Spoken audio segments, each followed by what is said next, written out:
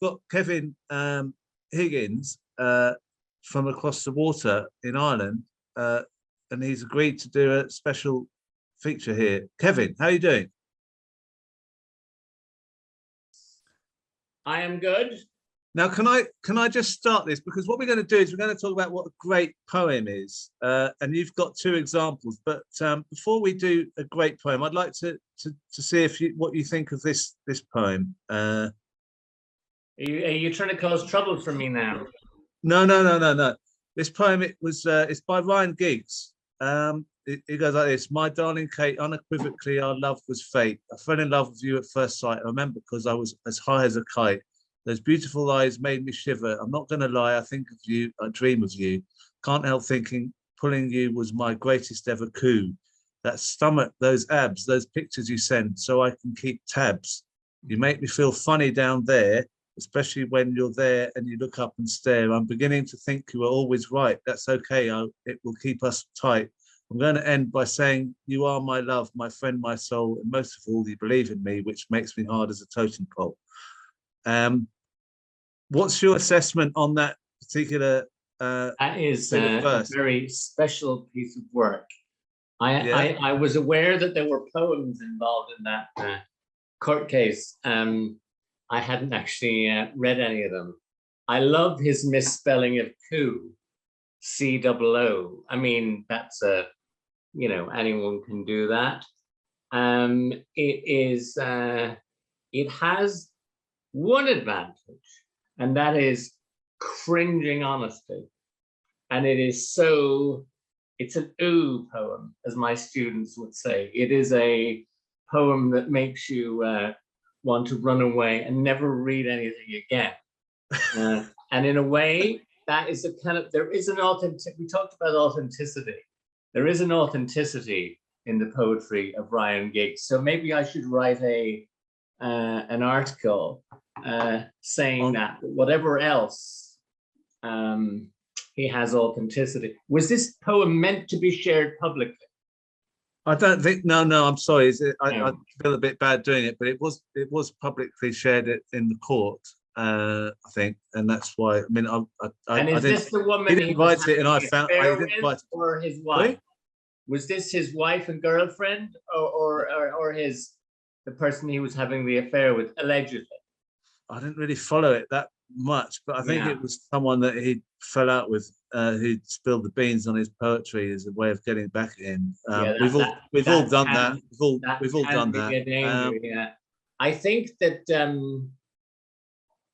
there is a tradition. I remember seeing, is it Fleur Adcock? She's a very good poet, older woman. She said there's a type of poem which is that the male poet writes the poem to the other woman, and the wife sits in the audience and pretends that it's all metaphorical and so on. Now Ryan Giggs, though, there is the totem pole image is difficult to get away from, for good. There is a poem called Ryan Giggs is a Ride, a kind of a sexual poem written to Ryan Giggs from a number of years ago, which was in a poetry book. But I think that his days of being held in that esteem are perhaps past. Right. Well, shall we move on to what a good poem, a good or a great poem is? Now, you've chosen two. I've got them on the screen, and I'll put them on the screen so people can see it. Which one would you like to start with? Why don't we start with Mr. Yeats? Mr. Yeats. That's WB. WB, William Butler. William Butler to me, right? And Mr. Yeats to you. All right. Okay. It's in two parts, the screenshot, so people can read it, and then when you get to the second part, I'll do it then. Okay. So here we go. Okay. Right. Now I'll just introduce it a bit. Now Yeats, we talked about Lisa Nandy. Yeats was, I think it is fair to say, sympathetic to some variant of fascism, especially the Mussolini sort. He wrote songs marching songs for the blue shirts, who were the Irish fascists, who were kind of like a General Franco type of fascism, with a very heavy emphasis on Catholicism. And in the early 1930s, they were quite prominent. So he had but he tended to, he knew everyone involved in politics. And he was, I think, you could describe him as a kind of a dilettante fascist. I don't think he'd be very good at, I don't think he'd be much of a guy for leafleting on a picket line or on a demo or something like that, and getting his hands in any way dirty. But that was, he flirted with these ideas. I remember this poem though, from when I was doing studying for the Leaving Cert, which is our equivalent of A levels, and that I had absolutely no interest in poetry. I was already involved in activism. I was a member of Militant at 15, and we weren't really encouraged to think about things like culture and poetry in those days. And but I remember in school, the first 5 lines, the first stanza, especially the first 5 or 6 lines of this poem, really hit me. And that's the basis of that I picked Yeats's poem and Leah Kane's poem, because in both instances, they gave me that, yes, this is how it is. It's not about fancy words, although he does use them. And I'll just read the poem. September 1913 was the immediate aftermath of the 1913 lockout in Dublin, where the workers in Dublin had been locked out of their jobs under the leadership of William Martin Murphy, who was the leader of the employers and the owner of the tramway company. And they were told, you cannot get your job back until you agree to leave the union. And it was a massive strike, like the miners' strike. In the end, they were defeated. And then obviously the following year came the First World War. And this was written in the aftermath of that. What need you, being come to sense, but fumble in a greasy till, and add the halfpence to the pence, and prayer to shivering prayer, until you have dried the marrow from the bone? For men were born to pray and save. Romantic Ireland's dead and gone. It's with O'Leary in the grave. Yet they were of a different kind. The names that stilled your childish play, they have gone about the world like wind, but little time had they to pray, for whom the hangman's rope was spun, and what, God help us, could they save? Romantic Ireland's dead and gone. It's with O'Leary in the grave. And then there's another stanza. Was it for this the wild geese spread, that the grey wing upon every tide?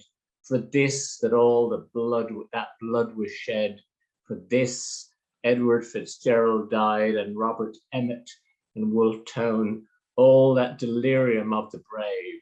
Romantic Ireland's dead and gone. It's with O'Leary in the grave.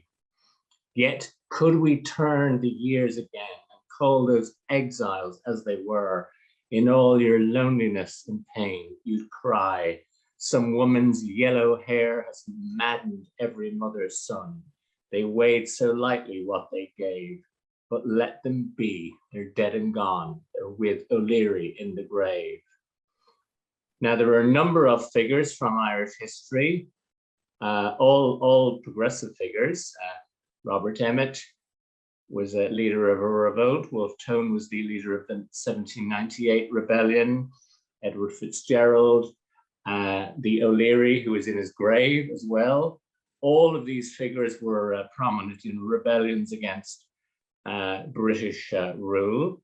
But it was and he's saying there, if these people were around now, when people are only concerned with making money, as he saw it, quite like now, really, you'd say, oh, they only did this because they wanted to impress some woman. Some woman's yellow hair has maddened every mother's son. Now, I don't know if anyone here has ever done anything to impress a member of the opposite or even maybe the same gender. I don't know. Could we go back to but that is, such things do happen, but it's a way of dismissing the heroism of that.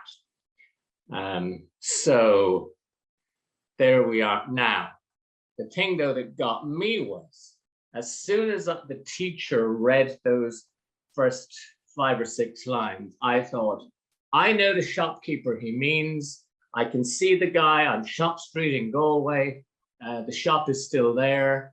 It's run by his son now. And you'd go in and you could feel him counting the money. I think it may have been a slightly harsh judgment on that shopkeeper on my part. I was a slightly implacable 15-year-old Trotskyist. I'm very, very judgmental. But I think that for me with a poem, to have that kind of breakthrough quality is that you hear it and you think, in some way, yes, that is how it is. And that spoke to me in a way that no other poem did at all when I was studying it or meant to be studying it at school. The only other poem I remember, and it stuck in my head, was Emily Dickinson's I Felt a Funeral in My Brain. Because, well, that speaks to every teenager, I think. So that would be my take on the Yeats poem. It's quite a turning. It's also it's a poem in which he is complaining. He is giving out about people, as we would say here. And I write a lot of poems, it has been said, that complain about other people and their stances and so on. So maybe the seeds of what I have become were in my reaction to that poem. Zipping on 40 years almost, I was part of an event organized by the organization called the Galway Poetry Cooperative. And they organized a fundraiser for Jigsaw, which is an organization that works with young people around mental health. And one of the readers, I read some poems there myself, one of the readers was a young woman called Leah Keane, who was in her 20s, I think mid-late 20s, mid-20s, I think. And she has been a participant in some of my workshops and she did an MA or a BA with English and Creative Writing from university here as well. And she has read at our Over the Edge event as well, and is a really fine poet. And a lot of her poems are the language is quite dense. Sometimes it's you'll be kind of working, it'll take a while to work out. You'll be, they're not very, not always full of autobiography in a really obvious way. Although very good poems. And then she read this poem at this event, and it really struck me. Again, because of that thing, yes, this is how it is, and finally someone is saying it. We have a terrible housing crisis in Ireland. I mean, down to, the university that I work for part-time, they send out emails begging people to take students into rooms in their houses. It is a really serious crisis. And this poem is called Moving Day. Every day is moved by Leah Keane. Every day is moving day in Galway, but it may not always be a physical thing. You see, we don't live. We simply nest in fear that the landlord might suddenly decide to renovate again with as much notice as a suicide bombing, only for you to see the same room advertised 1 month later at double the cost and a new door handle. It's hard to feel like a person in the city when you've spent so long being treated like cattle, Once in a moldy blue moon, they'll come along to inspect the holding and appear outraged by the number of glass bottles in the hole or an old scrape on the kitchen wall, all the while ignoring the leak in your bedroom ceiling or the dishwasher that's been broken for 100,000 years at the cost of innumerable cracked and brittle hands. But the worst part about moving day is that you know who's truly behind it all. You see their ugly faces on TV, making speeches in the dole. They pretend to know what it's like, and some of them even have the nerve to believe it, while owning multiple holiday homes, which they leave vacant for the majority of the year. We're too young to know anything, but should be fit enough to put up with everything. It's getting old now, Mihal. I would like a two-paid lap dance for my trouble. I would like you to feel ashamed because the rental market is an awful lot like the top of your skull, unfortunate and bald. And that's Leah's poem. I did say to her,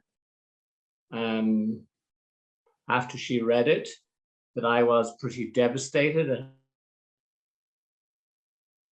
the attack on men who are slightly losing their hair, or more than slightly, including myself.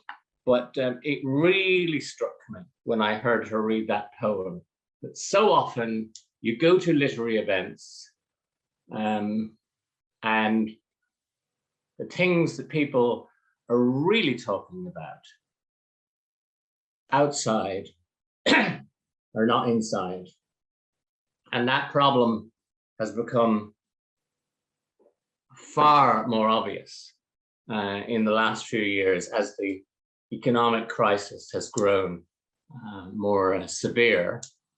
And Leah's poem had a real feeling for me of giving a totally authentic voice. It doesn't rely on fancy language. It also refers to Mihal. Mihal Martin is our dear leader, our Taoiseach, or Taoiseach, as Liz Truss calls him.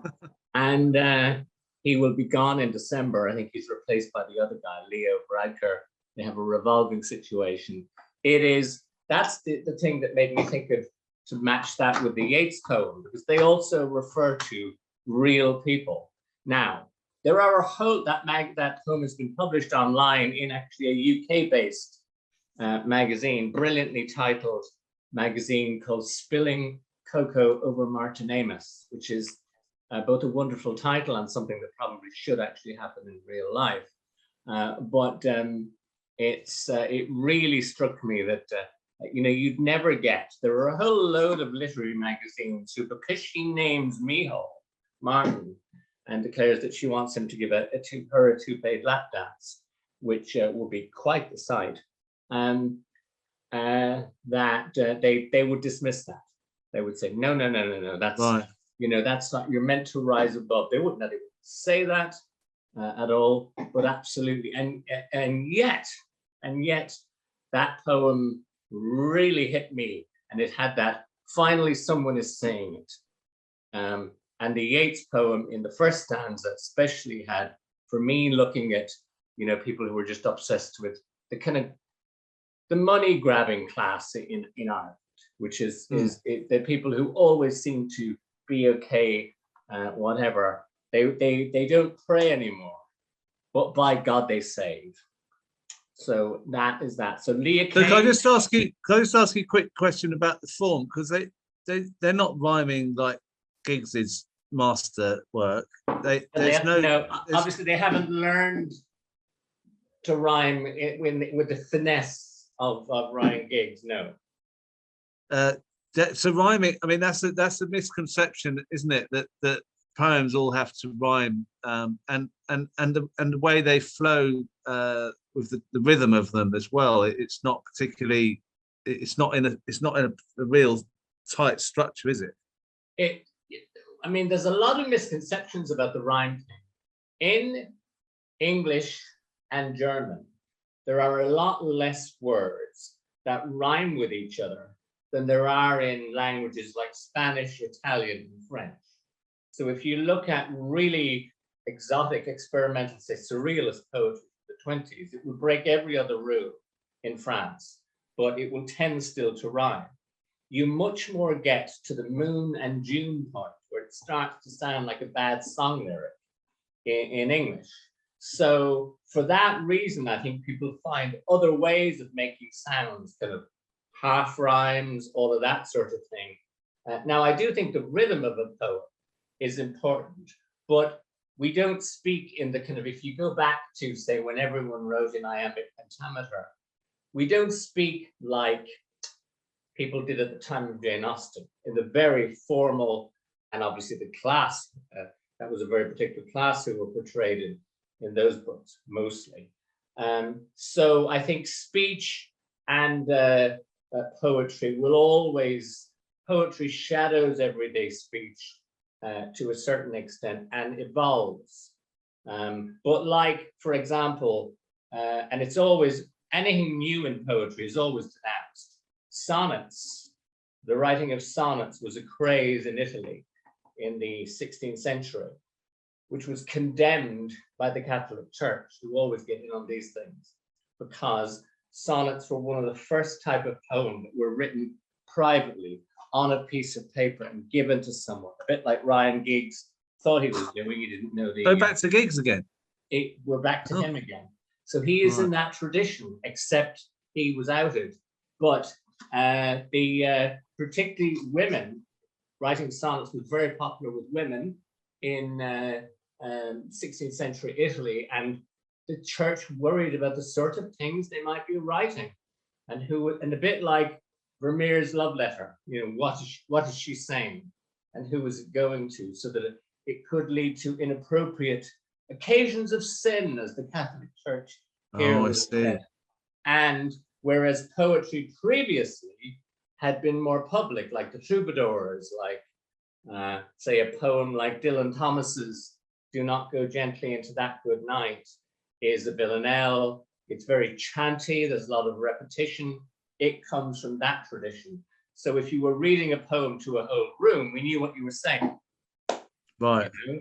Whereas in a sonnet, who knows what you're saying? And maybe it was the sort of stuff that Ryan Giggs were saying, although I think the women of 16th century Italy, generally speaking, would have managed it with more subtlety and finesse, I'm guessing. Although I'm not an expert on that. Well, we'll leave it there, but thank you very much for that, and I look forward to hearing one of your poems next week.